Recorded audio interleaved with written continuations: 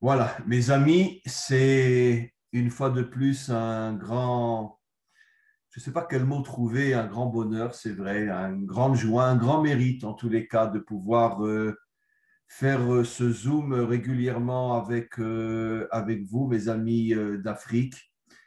Bien que vous n'êtes pas tous en Afrique, mais j'espère que quand la délivrance viendra, chacun retournera dans son pays, comme les Juifs retourneront tous en Israël. J'espère que tous les Africains qui sont en exil là où ils sont retrouveront leurs racines et retrouveront leur terre d'origine afin que puissent se reconstruire les 70 peuples et qu'on puisse être une humanité unie dans la paix, dans le respect, dans la considération de chacun d'entre nous. En tous les cas, le sujet qui a été choisi, je tenais à remercier Eric et Karine qui sont à l'initiative, à l'origine de ces Zooms que nous faisons régulièrement et que nous continuerons à faire, bien sûr, jusqu'à la venue du Mashiach et bien après encore. Et le sujet qui a été choisi, c'est sur depuis le premier jour de la création jusqu'à Adam, c'est-à-dire donc les 7 jours de la création. En vérité, c'est un sujet d'une profondeur inimaginable. Nos maîtres disent que dans les 7 jours de la création est caché tout le secret de l'histoire humaine jusqu'à la délivrance finale et bien après. Je tenais juste à rappeler quelque chose de très, très important. Je ne cesse de l'enseigner dans mes cours. Il faut que vous sachiez, que vous compreniez et que vous intégriez totalement et complètement que il est absolument impossible, impensable, inacceptable de prendre la Torah à la lettre. La Torah est un livre codé, un livre qui cache des secrets inimaginables derrière des métaphores, derrière des histoires qui ne sont que, si j'ose dire, l'habit qui cache le corps véritable de la Torah et le corps véritable de la Torah est caché à l'intérieur de cet habit. Et s'il y a bien une partie de la Torah qui nous est absolument interdit de prendre à la lettre, c'est les 7 jours de la création. Les 7 jours de la création sont un récit qui est complètement codé au point que certains de nos maîtres vont jusqu'à dire qu'ils ne comprennent pas pourquoi la Torah commence par le récit de la création, parce que de toute façon, on peut compter sur un doigt de la main, sur des millions et des millions d'hommes et de femmes dans le monde. On peut compter peut-être une ou deux ou trois personnes qui ont eu le mérite de pouvoir décrypter, déchiffrer véritablement tout ce qui se cache derrière le récit de la création. Mais encore une fois, le récit de la création ne peut en aucun cas être pris à la lettre. Ne serait-ce que, donnons un simple exemple. 7 jours, mais la lune et le soleil ont été créés, d'après le récit biblique, le quatrième jour. Or, un jour de 24 heures est directement lié à la lune et au soleil. Or, la lune et le soleil sont créés le quatrième jour. Donc, comment la Torah peut dire premier jour, deuxième jour, troisième jour? Il n'y a pas encore la lune, il n'y a pas encore le soleil. Donc, c'est bien clair que quand la Torah dit premier jour, deuxième jour, troisième jour, elle fait allusion à des notions très, très, très différentes de ce que l'on peut imaginer au niveau du sens premier des choses. Malheureusement, comme je l'ai souvent, souvent expliqué, je sais, je me répète, mais c'est d'une importance extrême et je ne me lasserai jamais de le redire. Depuis que la Torah a été traduite, malheureusement, une grande partie de l'humanité lit le texte dans sa langue et s'imagine que ça y est, il a compris la Torah. Alors qu'il est il est à des années-lumière même du commencement, de l'ombre, de l'ombre, de l'ombre de ce que véritablement la Torah veut nous transmettre. Et c'est la raison pour laquelle il est absolument impossible et inconcevable d'imaginer pouvoir comprendre la Torah si on n'est pas accompagné par des maîtres authentiques qui ont passé des décennies à comprendre et à étudier la Torah eux-mêmes avec des grands maîtres et qui peuvent se permettre de transmettre à d'autres personnes ce que sont les véritables messages cachés à l'intérieur de la Torah. Alors évidemment, comme je vous l'ai dit, le récit de la création, on pourrait en parler très sincèrement pendant des millénaires, sans se répéter une seule fois. Et je vais choisir aujourd'hui une idée que l'on va développer ensemble et qui est très, très, très importante. je vais vous montrer que chaque jour a une particularité qui se répète chaque jour jusqu'à la création de l'homme. C'est-à-dire que chaque jour sont créés, on pourrait dire, deux dimensions qui sont à l'extrême opposé l'une de l'autre. Et au fur et à mesure, vous allez comprendre ce que je vais vous expliquer. Je rentre directement dans le sujet. Le premier jour commence par la présence de l'obscurité, des ténèbres, du tohu et bohu. Le tohu et bohu, on va en reparler dans quelques instants. Le tohu bohu, on va traduire en français, bien que ce n'est pas une traduction exacte, mais on va dire un monde de confusion, un monde d'obscurité, un monde de ténèbres, comme il est dit que l'obscurité recouvrait les ténèbres. Donc, un monde pas agréable. Et puis, tout d'un coup, le premier jour, qu'est-ce que la Torah nous dit? Dieu dit que la lumière soit et la lumière fut. Bien évidemment, ce n'est pas la lumière du soleil ni la lumière des étoiles, puisque ces choses-là ne seront créées que le quatrième jour. Une lumière apparaît. Et le premier jour se termine en disant « il fut soir, il fut matin, jour 1 ». Qu'est-ce qu'on remarque dans le premier jour? Que finalement, deux dimensions qui sont à l'extrême opposé sont créées. L'obscurité d'un côté, la lumière de l'autre. Ça veut dire que, et je vais vous montrer jusqu'au dernier jour, jusqu'à la création de l'homme, que chaque jour, à chaque fois, sont créées deux dimensions opposées. Donc, je me répète, premier jour, obscurité et lumière. Deuxième jour, la séparation, j'utilise le langage de la Torah et je vais traduire d'après le sens, la séparation entre les eaux d'en haut et les eaux d'en bas. Nos maîtres expliquent la séparation entre le monde d'en haut qui est le monde spirituel et le monde d'en bas qui est le monde matériel. Dans le deuxième jour, à nouveau, on voit la création, l'apparition de deux dimensions à l'extrême opposé, au point que la Torah nous dit qu'elles sont séparées l'une de l'autre. Le monde spirituel, qui est appelé dans le langage codé de la Torah les eaux d'en haut, et le monde matériel, qui est appelé dans le langage de la Torah les eaux d'en bas. À nouveau, premier jour, obscurité, lumière. Deuxième jour, le monde spirituel, le monde matériel. Encore une fois, deux dimensions qui sont à l'extrême opposé. Troisième jour, apparaît la terre qui surgit au milieu des eaux. Et les eaux se rassemblent dans un endroit et la terre apparaît. Là encore, deux dimensions qui sont à l'extrême opposé, puisque les créatures qui sont sur la terre ne peuvent pas vivre dans l'eau. Les créatures qui sont dans l'eau ne peuvent pas vivre sur la terre. Exemple simple, tu sors un poisson de l'eau, tu le mets sur la terre, il meurt. Tu prends un homme ou un animal, tu le mets dans l'eau, il meurt.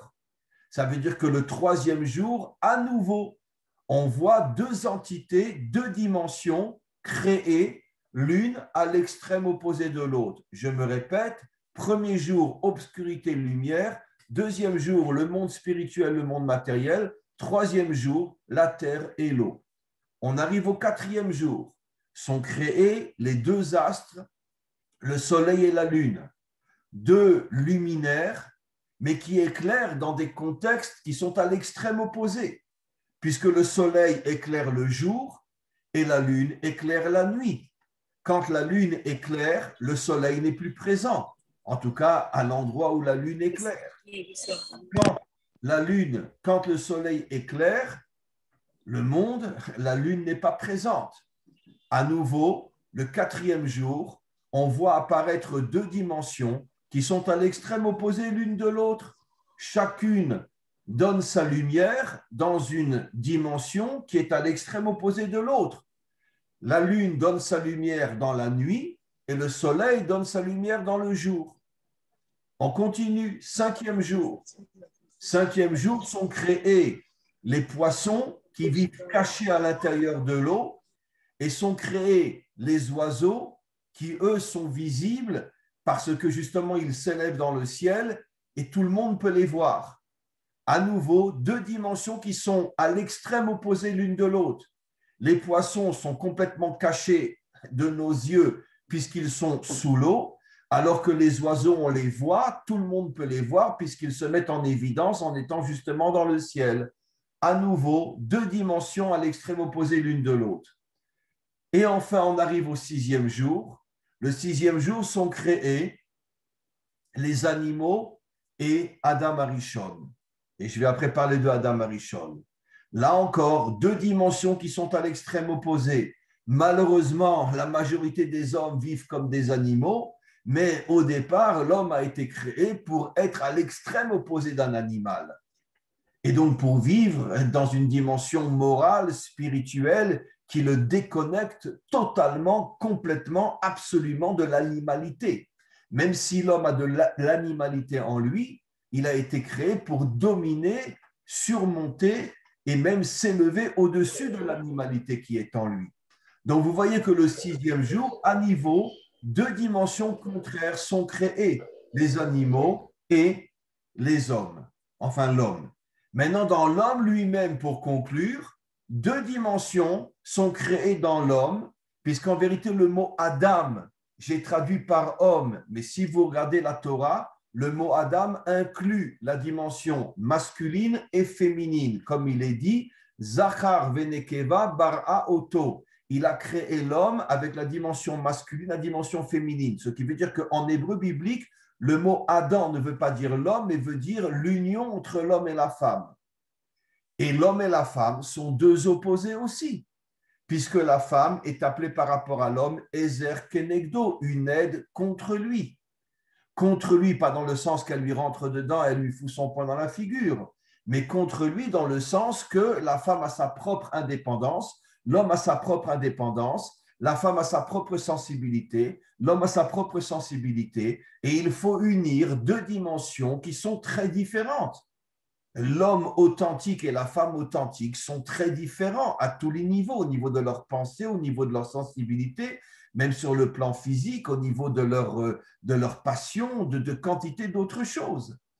Et donc, automatiquement, finalement, l'homme est l'union entre la dimension masculine et la dimension féminine, qui sont l'une et l'autre deux dimensions à l'extrême opposé. Donc, qu'est-ce qu'on voit? Quelque chose d'absolument fabuleux, mes amis. Tout le récit de la création met en évidence chaque jour l'apparition de deux dimensions qui sont à l'extrême opposé. Et je me répète, premier jour, l'obscurité, la lumière. Deuxième jour, le monde d'en haut, le monde d'en bas. Troisième jour, l'eau et la terre. Quatrième jour, la lune et le soleil. Cinquième jour, les poissons et les oiseaux. Sixième jour, les animaux et l'homme, et dans l'homme lui-même, encore deux dimensions à l'extrême opposé, l'homme et la femme. Quel est le message? Le message est fabuleux, le message est extraordinaire. Et malheureusement, depuis des millénaires, toute l'histoire humaine est construite sur l'extrême opposé de ce que je vais dire. Et je vais expliquer pourquoi. Pourquoi Dieu a-t-il voulu créer un monde où chaque jour, il met en évidence deux dimensions qui sont à l'extrême opposé? Pour nous faire comprendre que le travail de l'homme qui a été créé le dernier jour, c'est-à-dire il est d'une certaine manière la signature, l'aboutissement de toute la création, que le travail de l'homme est d'unir les différences, d'unir les contraires. C'est pour ça que l'homme a été créé. L'homme a été créé pour que tous ceux qui soient différents de lui, en commençant par sa propre épouse, tous ceux qui soient différents de lui, il doit chercher comment trouver un point d'union, un point de respect, un point de paix entre toutes les différences. D'ailleurs, vous le savez, quand nos prophètes parlent de la délivrance finale, ils disent en ce jour, Dieu sera un et son nom sera un. Traduit dans notre langage, ça veut dire que l'humanité sera une. Ça veut dire que quoi? Bien que le monde a été créé dès le départ et volontairement par Dieu avec de grandes différences, l'homme a été créé pour trouver le point d'équilibre entre toutes ces différences et trouver le respect, l'entente, la paix entre toutes ces différences. C'est ça notre travail. Or, malheureusement, depuis des millénaires, l'histoire humaine fonctionne à l'extrême opposé de ce que je viens de dire. Puisque, prenons l'exemple des religions, d'accord? Les chrétiens pensent que c'est eux la seule vraie religion. Les musulmans pensent que c'est eux la seule vraie religion. Les juifs se prennent pour le peuple élu, etc., etc. Ça veut dire que chaque religion, je parle du mauvais côté de la croyance, chaque religion veut ramener tout le monde à sa vision des choses. Les chrétiens voudraient que tout le monde soit chrétien, les musulmans voudraient que tout le monde soit musulman. Bon, je ne parle pas bien sûr de toutes les religions asiatiques aussi, je ne prends que des exemples. Et les juifs vivent dans l'erreur depuis des millénaires qu'ils sont le peuple élu. Ça veut dire le peuple au-dessus des autres, ce qui est une grave faute. J'ai déjà enseigné des milliers de fois dans mes cours qu'en vérité, c'est une traduction complètement fausse. Il n'est dit nulle part dans la Torah que les Juifs sont le peuple élu. Il est marqué, c'est le peuple choisi. La différence entre choisir et élu, c'est totalement différent. Si je choisis de faire des études de médecine et que mon frère choisit de faire des études d'avocat, ça ne veut pas dire que je suis meilleur que lui ou que lui est meilleur que moi. Moi, j'ai choisi la médecine, lui, il a choisi le droit. Un choix ne veut pas dire que celui qui a fait un autre choix est forcément meilleur. Dieu nous a choisis et non élus pour une mission particulière qui, d'une certaine manière, aujourd'hui, est de plus en plus mise en évidence, c'est-à-dire transmettre la Torah à l'humanité tout entière. C'est l'une de nos missions, on peut dire l'un des aspects les plus importants de notre mission. Maintenant, la Torah, comme différentes choses, a été très très mal traduite et on a traduit le mot choisir, qui la Torah dit Hachem Bachar Banu, il nous a choisis, et ceux qui ont traduit la Torah ont vraiment commis un grand crime. Ils ont traduit le mot choisi par le mot élu. En vérité, l'intention était justement de dresser les nations contre Israël. Comment? Mais pour qu'ils se prennent, c'est le peuple élu, mais qui y sont, etc. En vérité, c'est les Grecs, parce que la Torah, pour la première fois, a été traduite en grec. C'est les Grecs qui ont falsifié la traduction et qui ont traduit élu au lieu de choisi, pour que les nations se dressent contre Israël et disent mais pour qui ils se prennent cela? Mais malheureusement, comme énormément de Juifs ne connaissent pas l'hébreu à cause de l'exil, et lisent l'hébreu et lisent la Torah dans la traduction, ce qui fait que même cette notion de peuple élu est rentrée dans le peuple juif aussi, ce qui est un mensonge absolu. Donc, ce qui veut dire que, encore une fois, les chrétiens pensent que c'est eux les meilleurs, les musulmans pensent que c'est eux les meilleurs, les juifs pensent que c'est eux les meilleurs, sans doute les bouddhistes pensent que c'est eux les meilleurs, et ça c'est sur le plan religieux.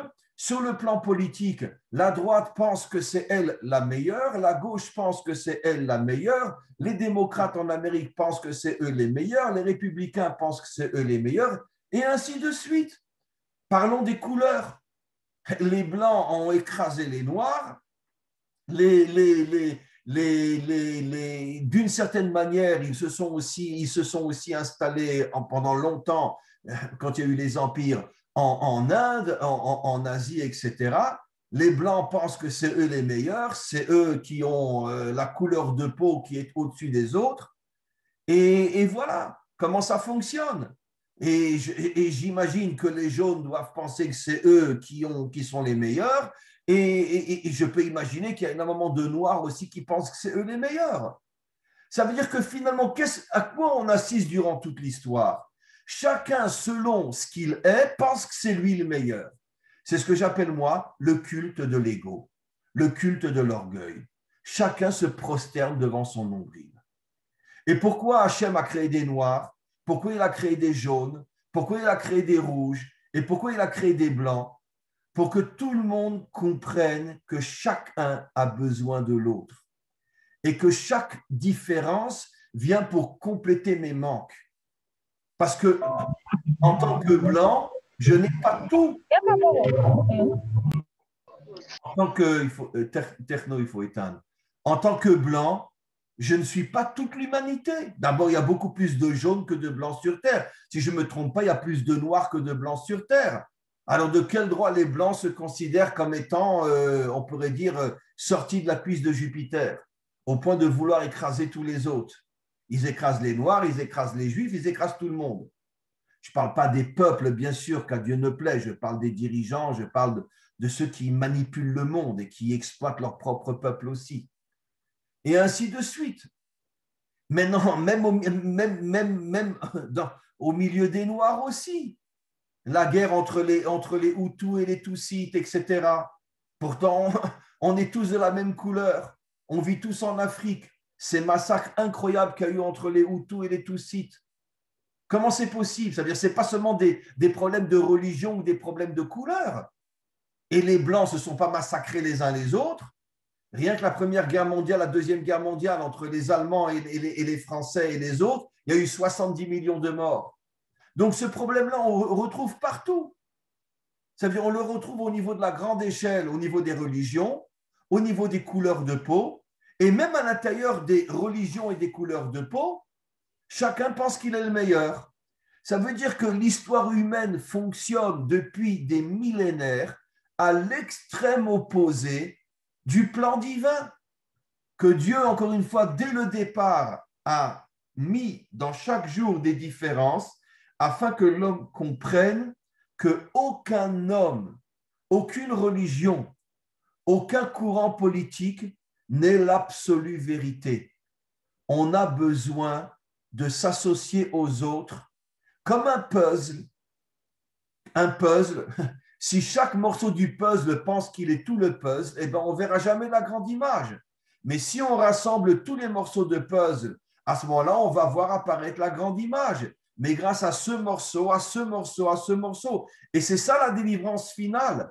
La délivrance finale, c'est que vont se reconstituer les 70 peuples et chaque peuple va comprendre qu'il a besoin de l'autre.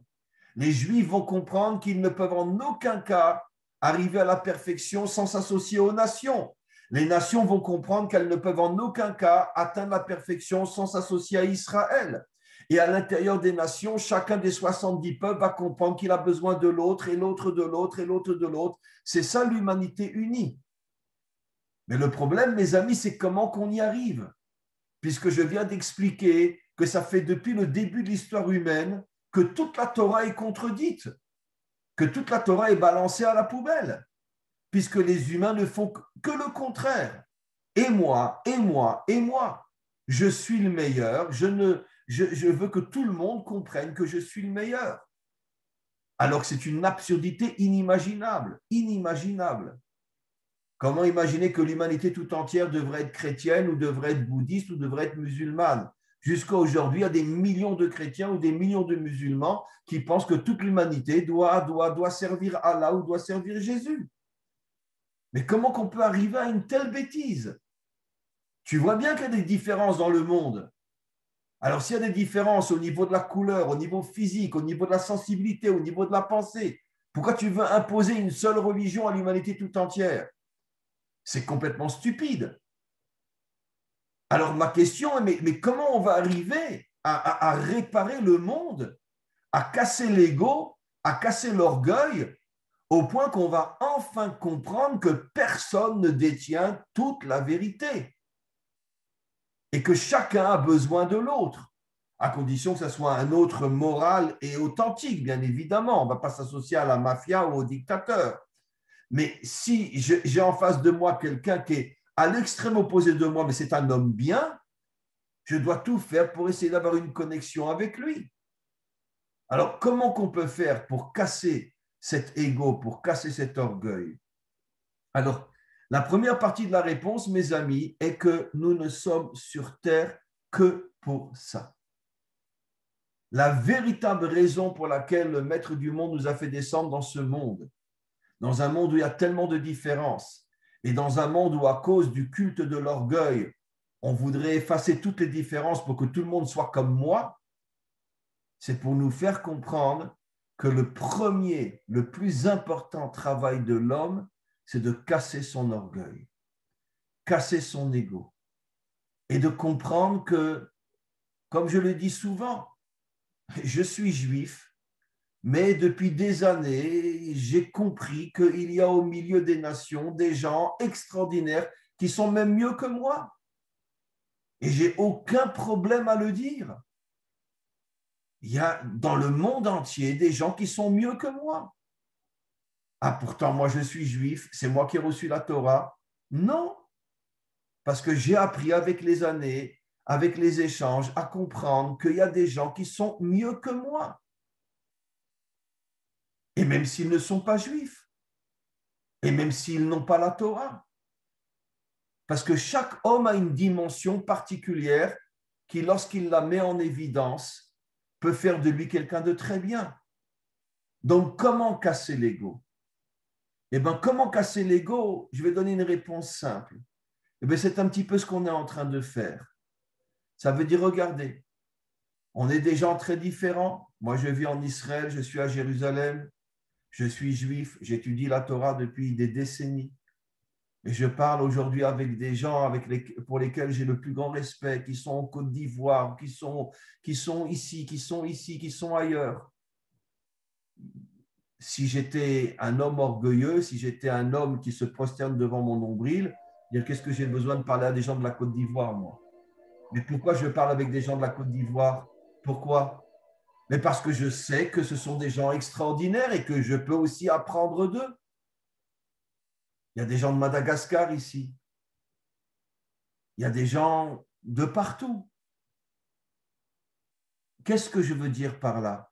Nous devons, mes amis, nous ouvrir. Comme je dis toujours, aujourd'hui, grâce à Internet, le maître du monde, Dieu nous a fait un cadeau absolument incroyable.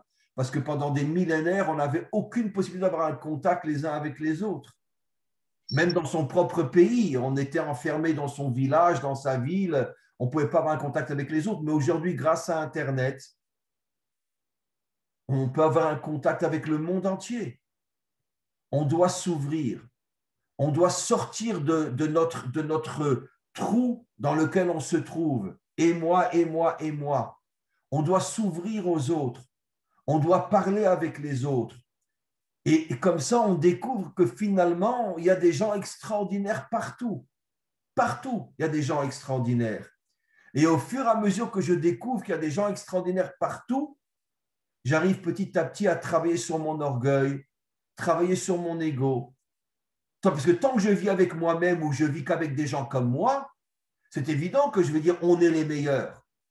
Mais quand je vais avoir des tas d'amis qui sont au Congo, qui sont au Canada, qui sont en Amérique, qui sont en Indonésie, qui sont en Afrique, et que je vais me rendre compte qu'il y a des gens exceptionnels partout, qu'est-ce que je vais commencer à comprendre? Que finalement, je ne suis pas le meilleur. J'ai ma mission à laquelle je ne renoncerai jamais, mais chaque homme a une mission. Et chaque homme dans sa mission, il a quelque chose à apporter au monde. Et donc, c'est la raison pour laquelle je dis que nous vivons aujourd'hui dans une génération assez extraordinaire où le maître du monde a mis dans nos mains des ustensiles que j'appelle moi Internet extraordinaires qui nous permettent, comme aujourd'hui, finalement, on se voit sur l'écran Zoom et on est éparpillé aux quatre coins de la Terre. Qu'est-ce qu'on comprend de là? Qu'on approche de la délivrance finale.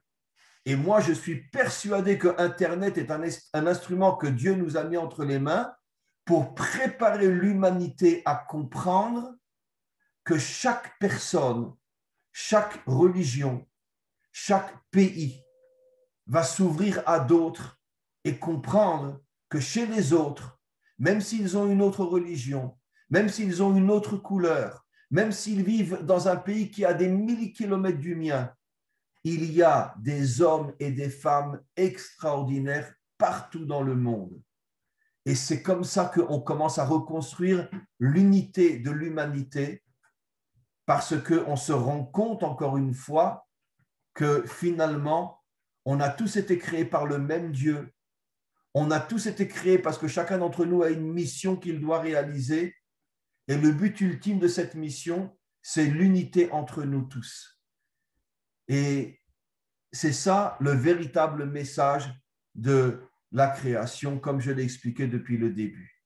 Je voudrais juste rajouter, et je le fais très souvent, mais c'est tellement vrai, que finalement, le dernier créé, c'est l'homme. Et comme j'ai expliqué, l'homme, c'est en vérité la dimension masculine et féminine. Ceci pour nous faire comprendre que la construction du macro commence par la construction du micro. C'est-à-dire qu'en vérité, le premier travail que doit réussir un homme et une femme, c'est la réussite dans le couple. Parce que le couple est le microcosme de l'humanité tout entière. Parce que c'est absolument impossible que je puisse être un avec quelqu'un qui est à des kilomètres de moi si avec ma propre femme, mon propre mari, je ne m'entends pas. On vit ensemble l'un à côté de l'autre, on ne se supporte pas, on ne se parle pas, on se dispute, et je vais vivre dans l'illusion que je vais être l'ami de quelqu'un en Côte d'Ivoire. Arrête de jouer. Commence d'abord à être l'ami de ta femme, à être l'âme sœur de ta femme.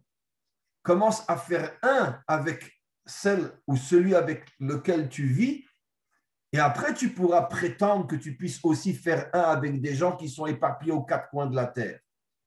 C'est pour ça, mes amis, que j'insiste pour que vous compreniez que le travail de la réussite du couple est le modèle fondamental de la réussite de l'humanité tout entière. Et malheureusement, regardez ce qui se passe aujourd'hui. Les dirigeants dans tous les pays font tout pour, on pourrait dire, introduire une idéologie dans le monde qui détruit les couples, qui détruit les familles. Sans rentrer dans les détails, mais vous m'avez compris, il n'y a jamais eu autant de divorces dans notre génération que dans toutes les générations. Il n'y a jamais eu autant de problèmes de couple. Aujourd'hui, on crée de nouveaux couples, hommes-hommes, femmes-femmes, qui sont légalisés par les gouvernements. Encore une fois, je ne critique pas, ce n'est pas le but. Mais ce que je veux vous montrer, c'est que finalement, quelque chose que même chez les barbares était une évidence, qu'un couple, c'est seulement un homme et une femme. Aujourd'hui, dans le monde moderne, non, je suis avec un homme, je suis un couple. Quelle est l'idéologie qui se cache derrière ça? Détruire la famille. Parce qu'en détruisant la famille, on détruit les peuples. Et finalement, comme le dit le proverbe français, il faut séparer pour mieux régner. Vous connaissez ce proverbe en français? Séparer pour mieux régner. Parce que quand on est ensemble, on est fort. Une famille ensemble, elle est forte. Un peuple uni, il est fort. Mais quand je suis seul, mais je ne m'entends pas avec ma femme, je ne m'entends pas avec mes enfants. Et quand je suis seul, eh bien, automatiquement, je suis affaibli. Et les dirigeants veulent diriger le monde et ils font tout pour introduire une idéologie meurtrière dans notre génération qui est la mort de la famille, pour empêcher les gens d'être forts. Parce que rien n'est plus fort qu'un homme et une femme qui ne font qu'un. Rien n'est plus fort qu'une famille où les enfants respectent les parents respectent les enfants, et ils sont tous comme différents membres d'un même corps. Et à plus forte raison au niveau d'un peuple. Et aujourd'hui, on fait tout pour détruire les peuples, pour détruire les familles. Et c'est pour ça que notre travail aujourd'hui est de reconstruire le couple, reconstruire la famille. Et seulement quand on a cette base, on peut s'ouvrir aussi chez les autres. Parce que quand je suis moi à Jérusalem et je vous parle et que certains d'entre vous sont en Côte d'Ivoire, je ne peux véritablement prétendre faire un avec vous que si d'abord je suis un dans ma famille. Mais si ma famille est détruite, comment je peux avoir la prétention, l'orgueil, le mensonge de vouloir faire un avec quelqu'un qui est en Côte d'Ivoire? Commence d'abord par t'unir avec ta femme. Donc, c'est pour ça que notre travail aujourd'hui, mes amis, c'est d'investir dans le couple, d'investir dans la famille et au fur et à mesure s'ouvrir vers d'autres personnes qui sont de plus en plus loin de moi, de plus en plus différents de moi et reconstruire cette unité. Aujourd'hui, c'est notre combat plus que jamais. Et donc, il faut prendre sur nous aujourd'hui de s'ouvrir au monde, de s'ouvrir à toutes les différences, de ne pas avoir peur. Moi, si je suis chrétien, je ne dois pas avoir peur de parler avec un musulman. Si je suis musulman, je ne dois pas avoir peur de parler avec un chrétien pour le respecter, bien sûr. Si je suis bouddhiste, je ne dois pas avoir peur de parler avec un juif ou le contraire. Si je suis blanc, je dois chercher à avoir des amis noirs. Si je suis noir, je dois chercher à avoir des amis jaunes, de manière à reconstruire l'humanité, reconstruire ce noyau d'unité qui sera d'une certaine manière la graine de la délivrance finale. Et nous devons y arriver, nous devons le faire. Et les choses ont déjà bien commencé. Mais si nous arrivons à le faire, ce sera nous qui seront, on pourrait dire, les personnes méritantes, les soldats d'Hachem, les soldats de Dieu qui auront fait venir la délivrance finale. Voilà, mes amis, le message que je voulais vous transmettre. Et si vous avez des questions, avec un grand plaisir. Si quelqu'un veut poser une question, bien sûr, sur ce que j'ai dit ou sur autre chose, pas forcément, Clémence, il faut ouvrir le micro.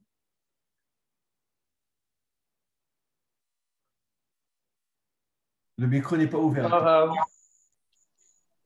Oui, ma Oui. question c'est, je vais prendre une phrase dans le Parashat Bereshit, c'est Asher bara la sot.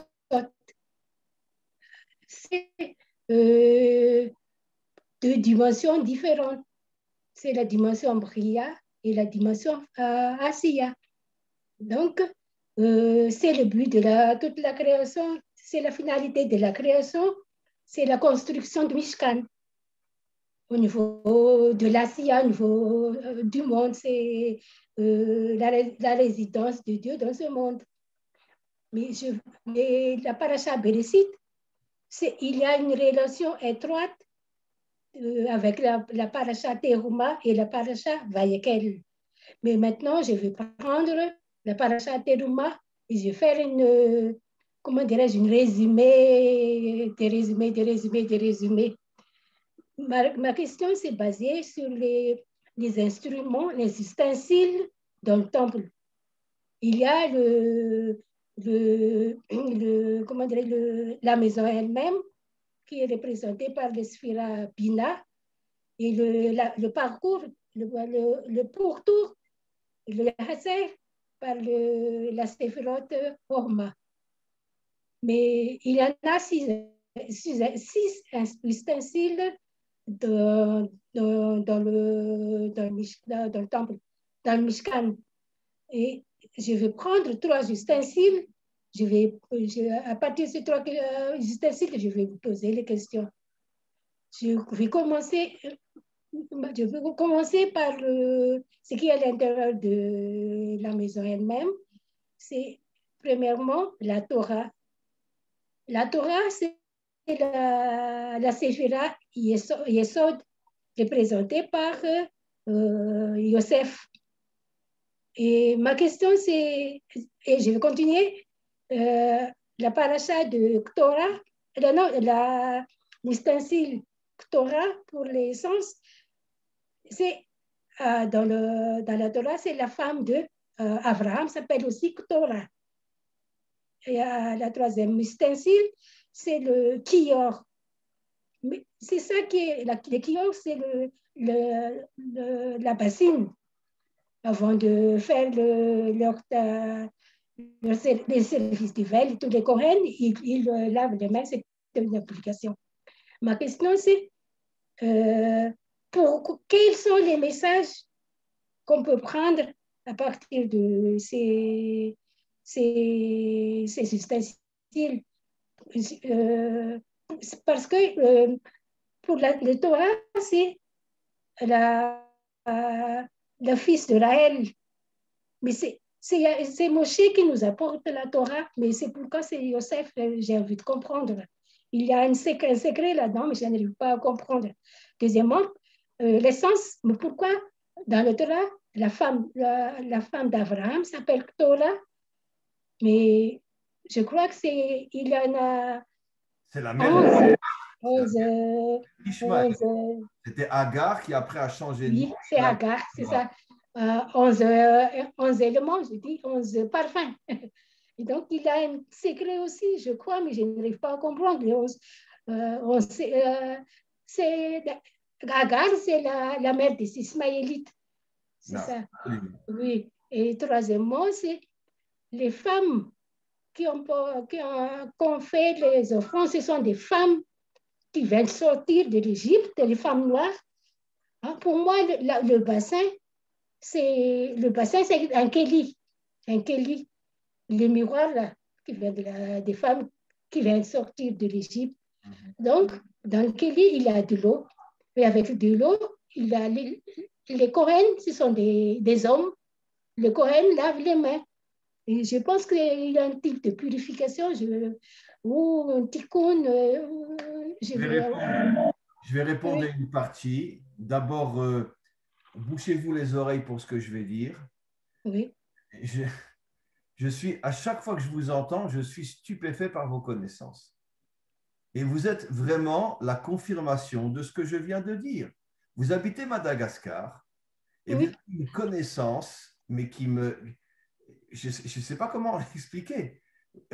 Tout ce que je viens de dire, que des fois dans des endroits qui sont à des années-lumière de là où on habite, se trouvent des gens extraordinaires.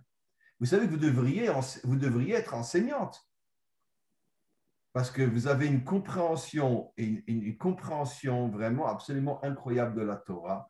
Grâce à Hachem. C'est ma Hachem qui m'a donné le... Eh ben, vous devriez à Madagascar, vous devriez peut-être créer un cours et enseigner parce que sincèrement, à chaque fois que je vous entends, j'arrive pas à comprendre d'où vous avez ces connaissances en vivant à Madagascar. En tous les cas, je vais répondre à une partie de vos... Vous avez commencé par expliquer qu'effectivement, il y a un verset dans la Torah qui dit « Asher bara Elohim la'asot ». Ça veut dire que l'explication est la suivante, que Dieu a créé le monde au niveau de la bria, mais l'homme doit l'amener au niveau de la asiya. D'ailleurs, en hébreu, je vais expliquer en français tout de suite, quand l'homme est créé, c'est marqué « Naase à Adam », faisons l'homme. Quelle est la différence entre la bria et la asiya? Je traduis en français. C'est la différence entre le potentiel et la réalisation. Dieu a créé un monde, on pourrait dire, qui est à l'état potentiel. Et le monde à l'état potentiel s'appelle la bria, en hébreu biblique. Mais l'homme a eu pour mission de réaliser ce potentiel, et ça s'appelle asiya. C'est la raison pour laquelle, quand l'homme a été créé, il est dit « faisons l'homme, naasé », pour bien nous faire comprendre que l'homme doit faire descendre dans ce monde toute la potentialité que Dieu a mis dans ce monde. Et quelle est la potentialité que Dieu a mis dans ce monde? L'unité entre toutes les différences. Malheureusement, comme je l'ai expliqué tout à l'heure, et je ne savais même pas que vous allez poser une question qui va tellement confirmer ce que je viens de dire, toute l'histoire humaine va dans le sens qui est à l'extrême opposé du potentiel que Dieu a mis dans le monde, puisque Dieu a mis dans le monde l'unité, mais elle n'est pas visible, c'est à l'homme de la faire descendre et de la réaliser. Malheureusement, l'homme, depuis qu'il existe, fait tout le contraire de ce que Dieu attend de lui. Puisqu'encore une fois, toute l'histoire humaine, c'est le culte de l'orgueil. Et moi, et moi, et moi. Maintenant, pour revenir à ce que vous avez expliqué, effectivement, le temple, et bientôt le 3e temple qui sera reconstruit à Jérusalem et que nos prophètes appellent « Ma maison sera une maison de prière pour toutes les nations », à la différence des 2 premiers temples qui étaient surtout des temples juifs, le 3e temple sera le haut lieu de prière de toutes les nations. Toutes les nations viendront très souvent à Jérusalem. Jérusalem sera, si on pourrait dire, la capitale mondiale de la connexion avec le Maître du monde. Et le 3e temple sera la maison de prière pour tous les peuples. Ça ne sera pas le temple des Juifs ou le temple des ci ou de ça, ça sera le temple des 71 peuples, Israël et les 70 nations. Maintenant, le temple, effectivement, est le symbole de l'unité. C'est pour ça que les 2 premiers temples ont été détruits, parce que l'humanité n'arrive pas à cette unité. Et quand l'unité n'est pas respectée, le temple est détruit. Le temple est le symbole de l'unité. Donc, c'est pour ça qu'encore une fois, et après je vais répondre aux questions des ustensiles, c'est la raison pour laquelle, effectivement, il est dit « Ma maison », qui fait allusion au 3e temple, sera une maison de prière pour tous les peuples, parce que l'unité régnera dans l'humanité tout entière. Alors maintenant, vous avez parlé d'ustensiles, vous n'avez pas cité tous les ustensiles, mais je vais reprendre ce que vous avez cité. Vous avez cité la Torah elle-même. Alors, dans la Torah elle-même, effectivement, vous savez que la Torah est appelée, effectivement, comme vous l'avez si bien, vous savez que je suis vraiment époustouflé par vos connaissances, la Torah est appelée Yesod. Yesod, qui veut dire fondement, fondation, comme les fondations qui soutiennent la maison. La Torah est appelée effectivement, elle est décrite comme étant les fondations qui sont censées soutenir toute l'humanité. C'est-à-dire que si les fondations s'écroulent, toute l'humanité s'écroule. Comme une maison, si on détruit les fondations, toute la maison s'écroule. La Torah est appelée fondation du monde. Et quel est le personnage biblique qui correspond à ça? C'est effectivement Yosef. Yosef.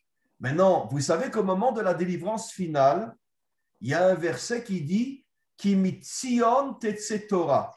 La Torah sortira de Tzion. Tzion a la même valeur numérique que Yosef.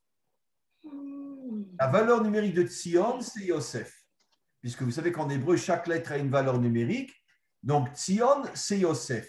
Pour nous faire comprendre que Yosef, lui aussi, c'est la fondation d'Israël. C'est-à-dire que tout Israël repose sur la qualité de Yosef. La qualité de Yosef, c'est la stabilité. La plus grande preuve, c'est qu'avec toutes les souffrances qu'il a traversées, Yosef, vendu par ses frères et tout ce il a passé 12 ans dans un cachot égyptien il y a 4000 ans, on peut imaginer. Comme je dis souvent, même Moursi n'a vécu qu'1 an et demi dans une prison égyptienne d'aujourd'hui. Alors imaginez-vous, il y a 4000 ans, il a vécu 12 ans dans un trou et il s'en est sorti. Après, la plus grande épreuve, c'est qu'il a été le dirigeant de l'Égypte. C'est la plus grande épreuve parce qu'il était soumis à toutes les corruptions, à toute la débauche, l'idolâtrie, il n'est jamais tombé. Ça veut dire que depuis l'âge de 17 ans jusqu'à l'âge de 110 ans, il n'a vécu qu'épreuve après épreuve, mais il n'est jamais tombé. C'est pour ça qu'on le compare aux fondations. C'est-à-dire celui qui est capable de soutenir, parce que lui-même, il est solide. Et donc, la Torah, elle est comme Yosef. C'est pour ça que la Torah, il est dit qu'elle sortira de Tzion. Tzion, c'est la valeur numérique de Yosef. Pour nous faire comprendre justement que, on pourrait dire, le premier travail d'un homme, c'est malgré le fait qu'il traverse de très, très nombreuses épreuves, il ne doit jamais tomber. Et il doit soutenir les autres. Et plus un homme se renforce dans les épreuves, et plus, justement, il arrive à soutenir les autres. Et c'est la raison pour laquelle, encore une fois, la Torah sont les fondations de l'humanité tout entière. Lorsque l'humanité comprendra que chaque homme a une place dans la Torah et que la Torah renforce. D'ailleurs, c'est un verset explicite qui est dit « Hachem oz la moïten » Hachem a donné la force à son peuple. Et c'est quoi la force? C'est la Torah. Maintenant, vous avez parlé des différents ustensiles. Alors, il y a le kior, effectivement. Tous les matins, lorsque le Kohen rentrait dans le temple, il devait d'abord se laver les mains et les pieds dans le kior. Le kior avait été fait à partir des miroirs des femmes d'Israël qui avaient donné leur miroir pour en faire après dans cet ustensile dans lequel il y avait de l'eau, et on se lavait les mains et les pieds. Maintenant, aucun travail ne peut être fait au temple avant de passer par le nettoyage des mains grâce à ce kior. Et ce kior vient d'où? Il vient de la femme. De là, vous comprenez une fois de plus que finalement, que tout le travail de l'homme prend racine dans, d'une certaine manière, la force que lui donne la femme. C'est pour ça que dans un couple réussi, un homme doit être conscient que toutes les forces qu'il reçoit, il les reçoit de sa femme. D'ailleurs, nos maîtres nous disent que même si le Mashiach sera un homme, mais ça c'est uniquement la vitrine, mais toute la force du Mashiach viendra de sa femme. Je vais vous donner un exemple. Moshe, pendant 80 ans, c'est quand même déjà un homme immense. Quand la première fois Dieu s'adresse à lui, tout de suite après son mariage avec Tzipora, pour bien nous faire comprendre que qui lui a donné la force de pouvoir être en connexion avec Dieu? Son mariage avec une femme. Il a 80 années, Dieu ne s'est encore jamais manifesté à lui. Dès qu'il se marie, Dieu se révèle à lui. Le verset d'après, pour nous faire comprendre que la femme, dans un couple réussi, est la force de l'homme. Et donc, en vérité, on parle toujours Mashiach, Mashiach, Mashiach, mais je peux vous garantir que le vrai Mashiach, ça sera l'épouse du Mashiach. Et c'est pour ça que tout le travail au temple passait d'abord par l'ustensile créé par les miroirs des femmes pour nous faire comprendre qu'on ne peut se connecter à Dieu que si on est d'abord connecté à la femme. Maintenant, vous avez parlé aussi de Ktora, Ktoret, l'encens qu'on brûlait dans le temple, et le nom de Hagar qui a donné Ishmaël, et elle porte le nom de Ktora. Eh bien, ça confirme tout mon cours. Finalement, l'un des services divins les plus importants au temple, qui était justement la Ktoret, brûler les encens, porte le même nom de cette femme qui n'était pas Sarah, qui a donné Ishmaël, et on va retrouver son nom dans le temple, dans un des services divins les plus importants. Qu'est-ce qu'on comprend de là? On comprend de là que même si Hagar n'était pas, on pourrait dire, la vraie femme d'Abraham comme Sarah, même si Hagar a donné au monde Ishmaël, mais malgré tout, la Torah récupère Torah et récupère Ishmaël pour nous faire comprendre que le but du temple, qui représente l'unité dans le monde, est d'arriver à l'unité entre les hommes. Et même entre Israël et Ishmaël. Et c'est sûr qu'on y arrivera, malgré que ça paraît à vision humaine impossible. Quoi. Un jour, on peut imaginer la paix entre les musulmans et les juifs, mais croyez-moi que ça se réalisera ça aussi. C'est sûr et certain. Pourquoi? Parce que la Torah fait déjà une allusion à ça dans le fait que, encore une fois, l'un des services divins les plus importants dans le temple, la Ktoret, porte le nom de la mère d'Ishmaël, Ktora. Voilà, merci beaucoup pour vos questions. Une question là, s'il vous plaît. Oui. Le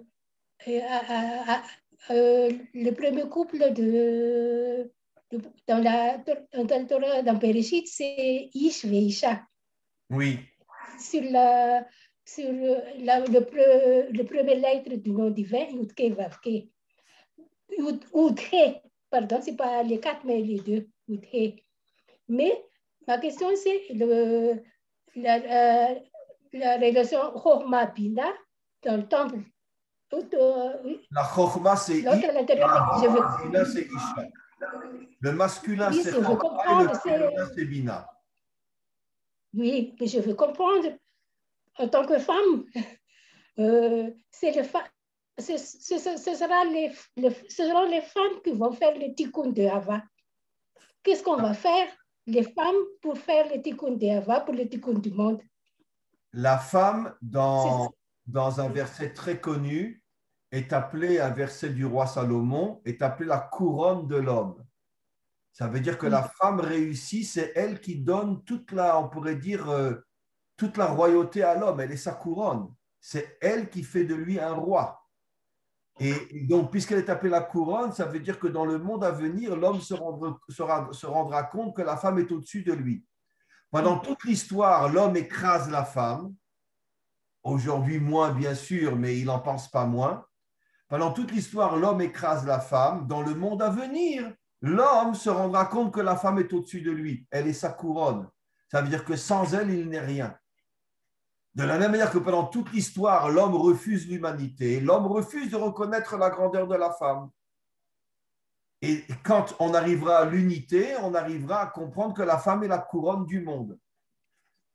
Maintenant, quel est le travail des femmes? Le travail des femmes, c'est exactement ça.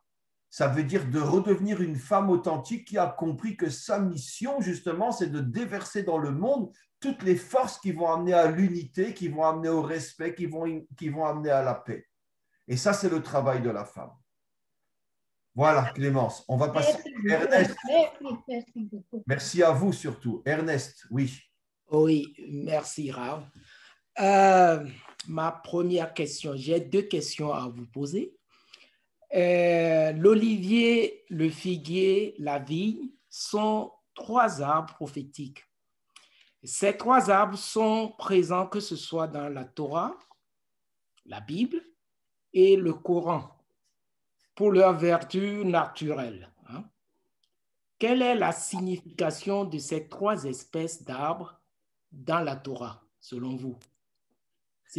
Ça, c'est ma première question.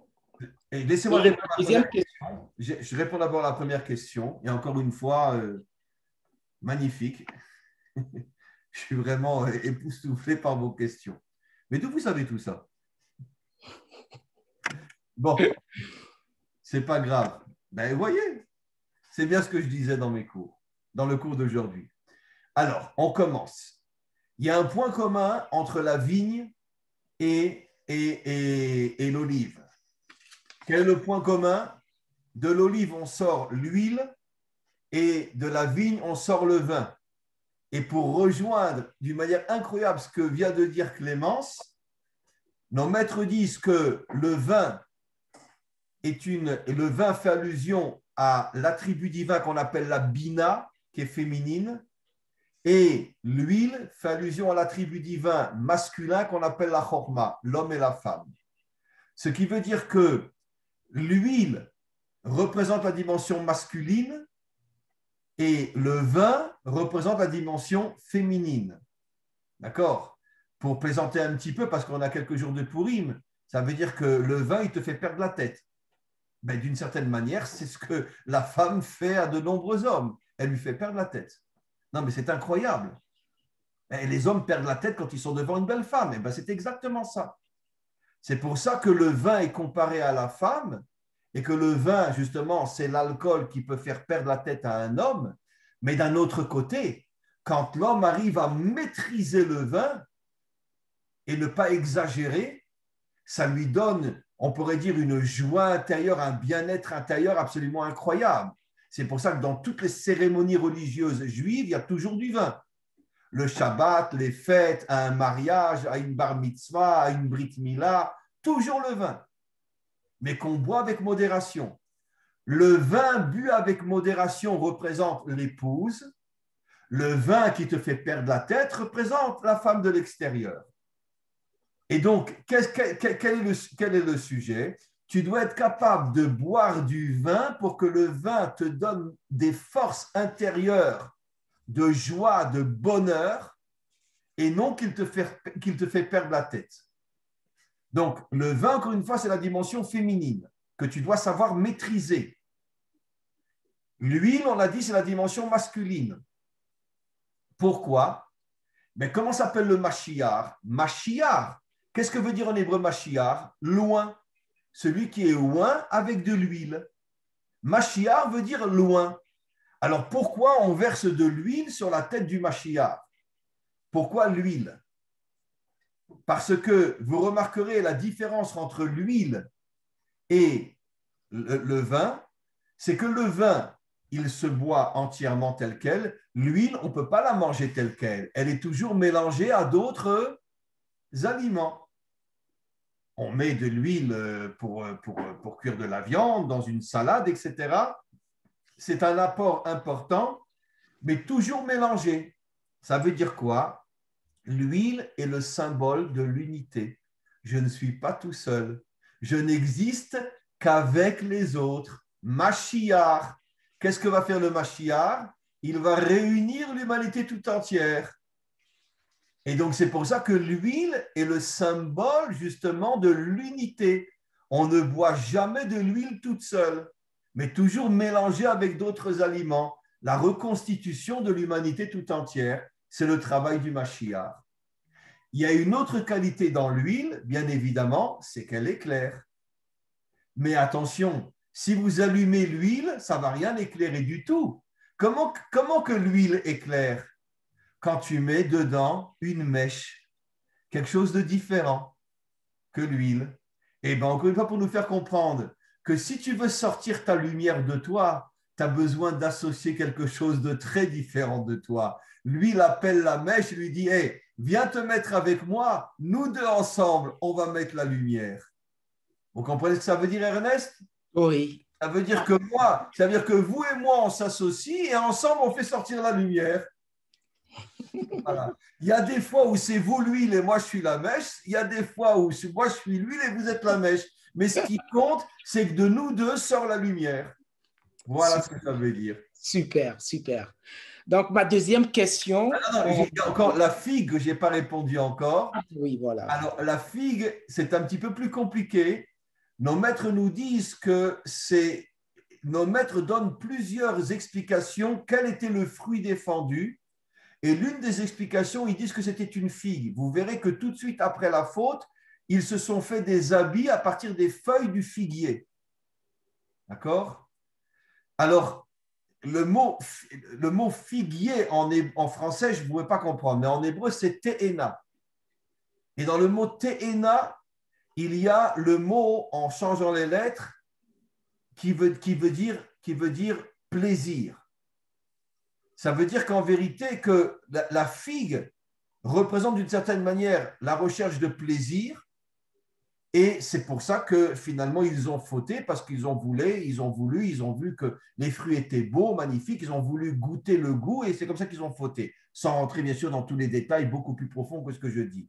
Donc, la figue, bon, en français, c'est difficile à comprendre, mais représente plus, on pourrait dire, la passion, etc. Comprenez? Donc, les deux premiers représentent au contraire la reconstruction du monde, le vin et l'huile, alors que la figue représente plus, on pourrait dire, la racine de la faute. Voilà. Vous avez une autre question? Oui. Dans votre exposé de tout à l'heure, vous avez parlé de la dualité et que le monde a été créé sur le principe de la dualité.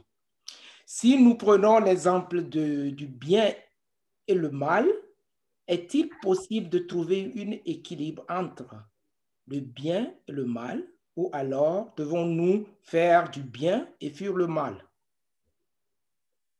Excellente question. Alors, la première partie de la question est la vérité vraie. Effectivement, même entre le bien et le mal, il peut y avoir une unité. Je vais vous donner un exemple simple. Quelqu'un rentre chez vous avec un revolver et vous menace. Vous arrivez à vous défendre et à le tuer avant qu'il ne vous tue. Vous avez fait quelque chose qui en soi, entre parenthèses, est mal, puisque vous tuez quelqu'un. Mais de l'autre côté, c'est un mal qui s'associe au bien, parce que c'est lui le méchant et vous, vous êtes le gentil. Comprenez? Un autre exemple, une armée vous attaque, vous envoyez vos soldats, et vos soldats gagnent et tuent des milliers de personnes.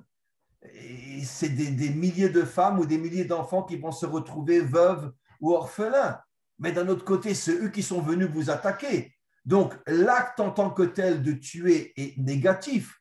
Mais dans le cadre précis, c'est un mal qui s'associe au bien. Donc, qu'est-ce que je veux dire par là? Ça veut dire qu'il y a des situations dans l'existence où on est obligé de faire quelque chose qui n'est pas forcément bien en tant que tel, mais dans le contexte, ça devient du bien. Vous comprenez? Et donnons un dernier exemple simple. Des parents sont censés aider leurs enfants et toujours être à leur côté. Mais si votre enfant vous fait croire, pas le vôtre, mais un enfant fait croire à ses parents qu'il a 14-15 ans et qu'il va faire ses devoirs chez un copain.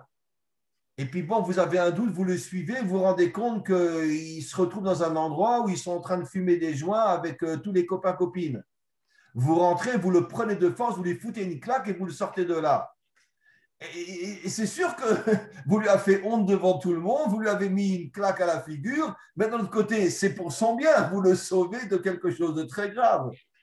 Donc, c'est ça l'association entre le bien et le mal. C'est-à-dire que le mal, c'est quand on fait le mal dans un contexte de mal. Le mal bien, c'est quand on fait quelque chose qui n'est pas souhaitable, mais dans un contexte de bien. Et l'homme doit arriver justement à unir le mal et le bien. Voilà. Mes amis, on va poser encore une question ou deux. Oui, Yves. Il faut ouvrir votre micro, Yves. Bonsoir, Rav. Oui, bonsoir, Yves. Je suis nouveau. Je vous suis depuis une année déjà. Oui. Et voilà, j'ai pu écouter certains enseignements et j'avais des interrogations. Le thème de ce soir encore me permet de vous poser quelques questions. Alors, c'est en rapport avec le livre de Bereshit, le chapitre 1, le premier verset. Enfin, j'ai quelques questions, on va dire trois questions. Alors, en ce qui concerne la première question, il est dit Bereshit bara Elohim et Hashamaim ve'et haaretz, et on a à l'intérieur déjà, comment dire, l'information des cieux et de la terre. je sais qu'en hébreu, le ciel représente la dimension masculine et la terre la dimension féminine, sauf si je me trompe. Voilà, donc c'est absolument ça. D'accord. Ce que j'aimerais poser comme question, c'est… Juste pour vous interrompre, excusez-moi, le ciel donne la pluie, la terre sort la nourriture. L'homme donne la graine et la femme sort l'enfant. Donc, c'est la dimension féminine et masculine. D'accord, c'est exactement ça. Et donc, j'étais en train de me poser des questions, à savoir que juste après ce verset, on a un autre verset qui nous dit que la terre est devenue informe et vide, en fait, un chaos. On a une situation où, finalement, la dimension féminine s'est trouvée dans une situation inconfortable ou une situation de mal, si je peux le dire. Quelques temps plus tard, avec la création de l'homme et de la femme, on a aussi ce récit où la femme va avoir un dialogue. C'est toujours la dimension féminine qui va avoir ce dialogue avec le Nahash. Et de ce dialogue va naître après les circonstances de péché que nous étudions ou que nous lisons dans les textes. J'aimerais savoir, est-ce que la dimension féminine possède en elle le potentiel d'être toujours défaillante, puisqu'on n'a pas on n'a pas un récit où, enfin, j'ai pas un récit là dans le livre de Genèse où la dimension masculine s'est trouvée en situation, comment dire ça, défaillante vis-à-vis de la présentation que la Torah nous fait des éléments au commencement. Donc, c'était ma première question. Est-ce que la dimension féminine est défaillante ou possède en elle comment dire, un point qui puisse arriver toujours à une situation de défaillance, ou est-ce que il y a une autre explication à cela? Ma deuxième question… Je vais d'abord répondre à la première question, Yves. La question est absolument excellente. Vraiment, vous m'étonnez avec vos questions. Qu'Hachem vous bénisse vraiment. Et je vais commencer par la fin. Nos maîtres posent une question. Où était Adam quand Ève s'est retrouvée toute seule et que le serpent est venu? Bon, c'est des métaphores, il n'y a pas de serpent, bien sûr. Mais bon, restons dans le langage biblique métaphorique. Où était Adam? Nos maîtres répondent, il dormait. Et excusez-moi de rentrer un petit peu dans les détails, mais nos maîtres expliquent. Il venait d'avoir une relation, puis il s'est endormi. Elle a été tellement déçue, puisqu'on sait très bien que l'homme et la femme fonctionnent à l'extrême opposé. L'homme, lui, il fait ce qu'il doit faire et il s'endort, mais la femme, elle a besoin de tendresse. Elle a besoin justement après la relation, que le mari reste avec elle, qu'il lui parle, qu'il la caresse, qu'il lui dit des choses gentilles. Et la femme a besoin de ça. L'homme ne le sait pas, l'homme ne le comprend pas. L'homme, il pense qu'il y a eu une relation, allez, ça y est, on peut dormir. Alors que la femme, on pourrait dire que la relation commence après la relation chez la femme. Mais l'homme, comme il refusait de comprendre comment fonctionne une femme, et que justement que l'homme avait cet ego de se considérer comme supérieur à la femme, parce qu'il est masculin, parce qu'il a la force physique, alors que la femme, elle a une force morale beaucoup plus grande que l'homme, mentale et morale, mais l'homme, il voit uniquement son corps, il voit son physique, il se croit plus fort qu'elle, et donc d'une certaine manière, il la néglige. Et donc nos maîtres nous disent qu'elle a ressenti un manque, elle a ressenti un vide en elle terrible, elle s'est levée et elle est partie. Elle a dit, je ne peux plus rester avec cet homme-là. Elle était terriblement déçue de la relation qui venait de se passer entre eux, où tout de suite après l'union, il s'est endormi. Alors, ce sont bien sûr des métaphores, mais il faut comprendre tous les messages qui sont derrière. Et donc, elle est partie et le serpent est venu la séduire. De là, on comprend que toute la chute de la femme vient d'une certaine manière de l'écrasement de l'homme. Si aujourd'hui, par exemple, dans le monde occidental, on voit une telle, ce qu'on appelle le MLF, mais dans le sens, une telle libération exagérée de la femme qui finalement, d'une certaine manière, elle fait tout pour faire tomber l'homme, alors je vais vous répondre quelque chose d'incroyable, Yves. Vous croyez que la femme se met à moitié nue pour faire tomber les hommes parce qu'elle a envie du plaisir? Pas du tout. Dans 99% des cas, elle se venge. Elle se venge de millénaires d'oppression. Je vais t'écraser, je vais te faire tomber. Et sa force est de séduire l'homme. Et en vérité, l'homme, lui, il n'est avec elle que pour le plaisir, mais elle, quand elle est avec lui, elle a le sentiment que c'est moi qui t'ai écrasé. Je t'ai séduit, je t'ai fait tomber, tu es dans ma main. Ça veut dire qu'en vérité, que les failles, les erreurs de la femme viennent du fait que dès le départ, l'homme s'est toujours mal comporté avec elle.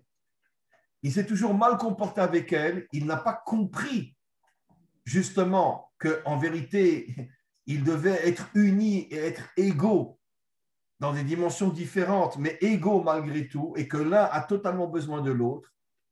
On le sait très bien, durant toute l'histoire, la femme a été complètement écrasée. Complètement écrasée. C'est peut-être depuis, allez, on va dire, 100 ans que les choses ont commencé à changer, et encore en Europe surtout. Parce que dans le monde entier, la femme, elle est écrasée. Jusqu'à aujourd'hui encore. Et donc, l'homme a toujours cet orgueil qui est le fondement de toute l'histoire humaine, d'écraser tout celui qui n'est pas comme lui. Et le premier être qu'il a écrasé, c'est la femme. Et la femme, ça l'a tellement perturbée que finalement, elle en a perdu un petit peu la tête. Et c'est comme ça qu'elle est partie après avec le serpent. Et c'est comme ça qu'aujourd'hui, que les femmes, je m'excuse de le dire, mais nous, on voit, par exemple, bon, je ne rentre pas dans les détails, mais quand on voit des femmes à moitié nues, etc., on s'imagine que ce sont des débauchés. Non, pas nécessairement. Ça veut dire que nous, en tant qu'hommes, ça nous choque. Mais c'est pas parce que nous, on ne comprend pas la femme. En vérité, son but profond, c'est de faire tomber l'homme. Tu m'as fait tomber pendant des millénaires, maintenant c'est moi qui vais te faire tomber. Et donc, c'est son arme à elle, son arme à elle. Alors, c'est sûr qu'elle est dans l'erreur totale, évidemment, mais c'est une réaction négative à une relation négative qui, dès le départ, a été créée par l'homme. Si l'homme, dès le départ, avait su respecter la femme et la considérer comme sa couronne, on n'en serait pas aujourd'hui à la situation dans laquelle on est, dans la relation entre l'homme et la femme. Vous comprenez ? Vous avez compris ma réponse? Donc, je ne dis pas que la femme n'a pas des faiblesses, Yves, mais je dis qu'en grande partie, toutes les chutes féminines sont liées au mauvais comportement de l'homme à l'égard de la femme. Voilà. Vous avez une deuxième question? Oui, une deuxième question. Alors, lorsque Dieu a tout créé, ce que on observe dans chaque jour, c'est qu'il dit que c'était bon, c'était bon, c'était bon et il bénit, c'était bon et il bénit. Et lorsque l'on arrive après dans le chapitre 2, on voit, avant même qu'il n'ait dit, enfin, avant même que le péché, du moins l'acte posé par Adam et Ève, n'ait été réalisé, Dieu dit de sa bouche qu'il n'est pas bon. Quelle est la dimension de cette phrase? Est-ce qu'il parle d'un mal? Qui a causé ce mal? Quelle est l'explication de ce mal-là? Alors là aussi, une question très, très importante. Figurez-vous que nos maîtres expliquent, ce sont des métaphores, bien sûr, mais essayons de déchiffrer le message, qu'il n'est pas bon que l'homme soit seul, mais pourtant la Torah nous dit clairement que dès le départ, l'homme a été créé masculin et féminin. Alors, comment l'homme peut être seul? C'est une question que tous nos maîtres posent. Alors, ils répondent par une image qu'on va décrypter, qu'au départ, l'homme et la femme avaient été créés, regardez Yves, dos à dos. Et après, Hachem a dit, il n'est pas bon que l'homme soit seul, et les a mis face à face. Alors bien sûr, ce sont des paraboles. Qu'est-ce que ça veut dire concrètement? Ça veut dire qu'au départ, la femme a été créée, mais l'homme ne la regardait pas. Quand j'ai besoin d'un plaisir, allez, je t'appelle, et puis quand j'ai plus besoin de toi, reste derrière mon dos. Comprenez? Et Hachem a dit à ce moment-là, il n'est pas bon que l'homme soit seul. L'homme n'a pas compris que la femme, ce n'est pas seulement un objet de plaisir. La femme, c'est celle qui va construire l'homme. Et donc, il les a mis face à face. Le problème, c'est que l'homme n'a pas supporté d'avoir quelqu'un face à face, et c'est ce qui a amené à la faute. Parce qu'il n'était pas encore préparé, il n'avait pas encore le niveau d'accepter que la femme soit face à face. Donc, en vérité, cette histoire qu'ils étaient dos à dos, puis après face à face, ben, c'est toute l'histoire de l'humanité. Pendant pratiquement toute l'histoire humaine, la femme a toujours été dans le dos de l'homme. Je te siffle quand j'ai besoin de toi. Quand j'ai fini, retourne dans la cuisine, fiche-moi la paix. Voilà, c'est ça le dos à dos. Et quand Hachem a voulu les mettre face à face pour que l'homme comprenne que la femme n'est pas seulement un objet de plaisir, mais la femme est vraiment l'aide qui va construire l'homme, l'homme a refusé. Et de là est venue la première faute. Ça veut dire que même dans un langage très simple, mes amis, toute l'histoire de l'humanité tourne autour de cette incapacité qu'a l'homme d'accepter la grandeur de la femme pour être construit, le fameux face-à-face. Voilà. La dernière. Alors, ma dernière question concerne, les jours de la création. À chaque jour, Dieu dit que c'était bon, il bénit et il dit le jour. Il dit qu'il y eut un soir, il y eut un matin, ce fut tel jour. Il y eut un soir, il y eut un matin, mais au 7e jour, il n'y a ni soir ni matin. Ma question c'est, le 7e jour, est-ce qu'il est déjà terminé? Est-ce qu'il est accompli ou sommes-nous toujours dans le 7e jour? Est-ce que il y a une différence entre le 7e jour et les autres jours en fait? Parce que finalement, si Dieu n'a pas conclut le 7e jour par il y eut un soir, il y eut un matin, est-ce que le 7e jour est un jour qui continue d'exister puisque apparemment Dieu se repose? C'est comme si finalement on était toujours dans le 7e jour comme s'il n'était jamais accompli, ou est-ce qu'il y a une autre explication à cela? Il y a une autre explication. D'abord, la question, elle est encore une fois magnifique et je vous en suis très reconnaissant. Le 7e jour, d'après nos maîtres, représente en vérité ce qu'on appelle la délivrance finale. Le Shabbat. Vous savez qu'en hébreu, Shabbat vient du mot chouv, revenir, le retour de l'humanité à Dieu. Et comme on sait que la délivrance va nous faire entrer dans un monde éternel, c'est pour ça qu'effectivement, vous avez parfaitement révélé les choses. Le dernier jour n'est pas conclu comme les 6 premiers par il fut soir, il fut matin, 7e jour, pour bien nous faire comprendre que lorsque l'humanité rentrera dans le 7e jour, qui est en vérité la délivrance finale, on rentre dans une dimension qui ne s'arrêtera plus. Vous comprenez?